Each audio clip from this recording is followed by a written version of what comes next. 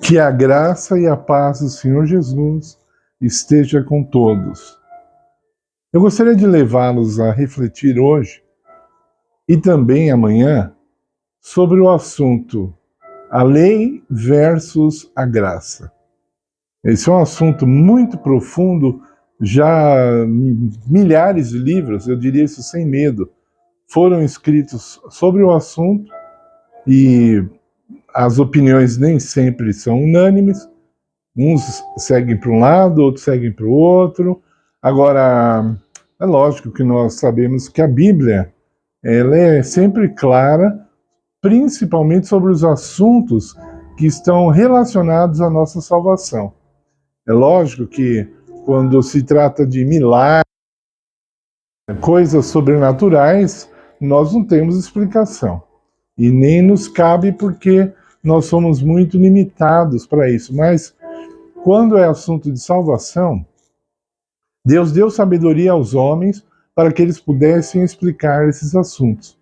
Então, hoje, nós vamos falar sobre a lei, amanhã nós vamos falar sobre a graça, e então, também amanhã, vamos dar um fechamento a esse assunto, ok? Então, o assunto de hoje não vai ser completo, ele será completo amanhã. Tendo esclarecido isso, eu gostaria de levá-los a alguns pensamentos que não são comuns entre as mais variadas denominações cristãs, ok? Bom, eu gostaria que você se esforçasse, e se você não tem muito conhecimento sobre o assunto, que você se colocasse a propósito de descobrir um pouco mais sobre os assuntos das leis naturais, que foram todas criadas, se é que a gente pode usar essa palavra, pelo Criador. São leis que Deus deu ao universo. Então, uma que vira e mexe eu falo aqui, que é bem conhecida, a lei da gravidade, né? Hoje os cientistas até estão discutindo, dizendo que ela não é verdadeiramente uma lei, mas até hoje foi chamada dessa forma. Então, eu gosto também de falar da matemática, que é algo que todo mundo aprende na escola, um pouco ou muito, mas aprende, né? E nós sempre falamos aqui, né? 2 mais 2 é igual a 4. Isso é uma lei, né? A lei da matemática. Ela não foi criada pelos homens, ela foi apenas descoberta pelos homens, ok? Essa lei, ela é a mesma no passado, antes do homem ser criado, antes da existência do homem, a matemática já existia. Como assim? Porque Deus, ele é matemático. É o ser mais matemático que existe, é Deus. Então ele já usava da matemática, vamos dizer assim, para fazer as coisas que ele fez. Tá? E antes do ser humano, muita coisa foi feita, ok? Não seja inocente de achar que o ser humano é a primeira coisa da criação de Deus, porque claro que não é, né? Os próprios anjos vieram antes de nós, né? Mas enfim, então pense nisso, matemática existe bem antes do nosso planeta, bem antes de nós, ok? Então, esse Deus matemático, ele criou a matemática, ele criou a física, ele criou todas as ciências, todas que existem foram criadas por Deus. E todas essas leis que ele fez continuam em vigor, antes da cruz e depois da cruz. A cruz não mudou a lei da gravidade, a cruz não mudou as leis que existem em nosso corpo. Tá? Por exemplo, o que eu quero dizer com isso? Quando Deus criou Adão, o sistema digestivo de Adão, por exemplo, era esse aqui mesmo que nós temos. Nós herdamos o sistema digestivo de Adão. E o sistema respiratório? Era diferente? O homem respirava pela orelha e agora ele respira pelo nariz? Não, era assim mesmo. Era igual, o sistema respiratório era igual. E o olho de Adão, como foi formado, né? Tinha a retina, tinha o nervo óptico, todas essas coisas que o nosso olho hoje tem? Tinha. nós herdamos isso dele, né? Então, essas leis continuam. O olho é responsável para que a gente veja, o ouvido para que a gente ouça, a boca para que a gente fale, coma, etc. E assim por diante, Deus colocou leis em nossos corpos. Quando elas são transgredidas, paga-se um preço para elas. Qualquer lei de Deus criada no universo, qualquer lei, se quebrada, tem um preço. Qualquer cientista sabe que quando uma lei é quebrada, não vem bênção disso, não vem coisas boas disso. Não é maravilhoso. E qualquer cientista, seja ele ateu ou cristão, sabe que a cruz de Jesus não tem relação nenhuma com essas leis naturais, né? Antes era de um jeito, no Velho Testamento a matemática era de um jeito, depois no Novo passou a ser outro, né? Isso não é nem cogitado em nenhum livro, né? Imagino eu, pois eu nunca vi nem falar sobre isso, seja qual denominação for, né? Mesmo tem uma determinada denominação religiosa que é teimosa demais, muito teimosa, e gosta de pregar teimosias, né? Eles não gostam de falar de Jesus, de mostrar o amor de Cristo, de mostrar a salvação de Cristo. Eles gostam de mostrar como é possível ter pessoas tão teimosas e ter doutrinas tão teimosas e desagradáveis. E eles são capazes até de tratar você muito mal se você não concordar com as doutrinas dele. Não é que eles são capazes, geralmente eles fazem isso mesmo, né? Você passa a ser um ser totalmente desprezível para eles por não concordar com essas ideias teimosas, eu diria muitas vezes até malucas deles, né? Porque algumas dessas leis levam as pessoas a morrer. Mas isso são criações humanas, né? Vamos falar um pouquinho sobre a lei de Deus? Bom, a lei moral de Deus, os 10 mandamentos, são, vamos dizer assim, uma criação, não é correto falar isso, só para o vídeo eu vou explicar, os 10 mandamentos, a lei de Deus é uma criação de Deus, o mesmo Criador que criou todas as outras leis que nós conhecemos na ciência e muitas outras, milhares, eu diria, que nós não conhecemos, milhares de leis que nós não conhecemos, tá? Também criadas por Deus.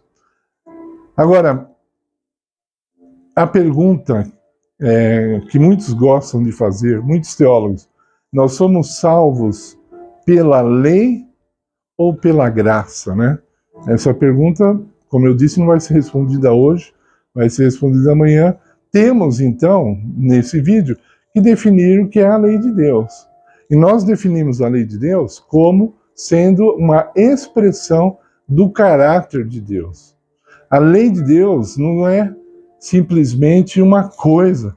A lei de Deus, ela é a expressão do caráter de Deus. Ela está dentro de Deus, porque é o caráter dele, ela é eterna, desculpe, a Bíblia não cansa de dizer isso, por isso ela vive com Deus, e Deus diz que não muda, ele não muda, e o que ele faz, ele também não muda. Ok? Deus não muda as coisas que ele faz. Ok? Então, por isso, nós temos que pensar sobre a lei de Deus com mais carinho. Nós temos sido muito apressados. Eu vejo pessoas, pegam um texto da Bíblia e elas gastam, se estão num debate, elas gastam 1 minuto ou 2 de consideração sobre um texto que você mostra para ela. Não estou sendo exagerado. É no máximo, assim, estourando 2 minutos e ela já ignora o que você falou para te mostrar um outro texto que aparentemente está em contradição com o que você está falando. Então, mesmo sem citar tantos textos bíblicos aqui, eu quero levar você a pensar, né? A lei de Deus, olha só, a lei de Deus, que foi dada por Moisés aos homens, né? No caso do Êxodo, ela saiu da cabeça de Moisés? Responda. A lei de Deus foi escrita pelo dedo de Moisés? O que Deus escreve com o seu dedo santo deve ser respeitado ou deve ser desprezado? Deve ser lembrado, como diz o quarto mandamento, ou deve ser esquecida? A lei de Deus Vou fazer uma outra pergunta. A arca do concerto, que era o objeto ali mais sagrado do santuário, por que era um objeto tão sagrado? Qual era o objetivo da arca? O que era mais importante na arca? A arca ou o que estava dentro da arca? Quando você compra uma caixa de sapatos, com os sapatos dentro, você fica até ansioso. Mulher adora sapatos, muito mais que os homens. Quando você, mulher, compra uma caixa de sapato com um sapato novo ali dentro, você fica ansiosa para mostrar a caixa de sapato para suas amigas? Ou você quer mostrar o sapato novo, lindo que você comprou? O que é mais importante, a caixa ou os sapatos? Se você dá tanta importância para a caixa de sapato, do caminho da loja até sua casa, por que você dá tanta importância? Porque os sapatos estão ali dentro, que custou muito caro. A caixa não custa nem, vamos dizer assim, R$5. Se for muito especial, R$10 uma caixa. Muitas vezes você joga até no lixo, depois que chegou em casa, você joga a caixa fora, porque o que importa são os sapatos. Agora, no caso da arca, é diferente? É a arca que importa? Ou é o que está dentro da arca? Quando Deus ordenou, se alguém tocar na arca vai morrer, era por causa da arca? Ou era um desrespeito à arca? Ou era um desrespeito ao que estava dentro da arca? Se alguém conseguisse realmente abrir a arca, ele poderia transformar a lei que estava ali dentro, poderia alterar, poderia adulterar a lei que estava ali dentro. Não poderia? No entanto, isso jamais aconteceu, porque Deus deu essa advertência fatal. Se alguém encostar na arca, não falo nem da lei, morre. Você viu até um filme, né, de Hollywood, Os Caçadores da Arca Perdida. Quem abriu a arca morreu, foi fulminado. Agora, eu vou encerrar dizendo sobre o céu. A arca do concerto foi vista no céu? Sim ou não? O que diz na sua Bíblia em Apocalipse 11:19? A arca foi vista no céu? João diz que viu. Ele viu a arca do concerto lá no céu. Isso 100 anos depois que Jesus morreu na cruz, né? Aproximadamente, né? 100 anos, estou arredondando. Ele viu a arca no céu. Só a arca? João viu só a caixa de sapato? Ou tem alguma coisa ali dentro da arca ainda que interessa a Deus e deveria interessar aos seres humanos? Quando você pega um texto desse, o que você faz? Você acredita no líder religioso que você ama tanto, da sua igreja, ou você acredita em João? Era só simbólico isso? Mesmo que você achasse que fosse apenas simbólico, o que é que teu pastor, o teu padre, explica sobre isso? Qual é o simbolismo de João ver a arca lá no santuário celestial? Ele viu todos os móveis que eram encontrados no santuário terrestre, ele viu lá, ele viu o candelabro, viu a mesa dos pães, o altar de incenso, viu Jesus andando, né, entre essas coisas, e depois ele fala, e depois abriu-se o véu, que véu? O véu do santuário, e foi vista a arca. Querido, estude sobre isso, que isso é muito importante. Qual é a importância que Deus dá para a lei? A importância que você dá para a lei de Deus é a mesma que Deus dá à sua lei? Pense sobre isso.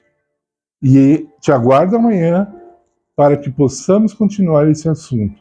E vamos falar sobre a graça de Deus também. Em nome de Jesus, eu peço que você deixe seu like, se inscreva no canal, colabore com o nosso canal, seja com dinheiro para auxiliar os nossos gastos, seja com oração. Nós pedimos tudo isso em nome de Jesus. Amém.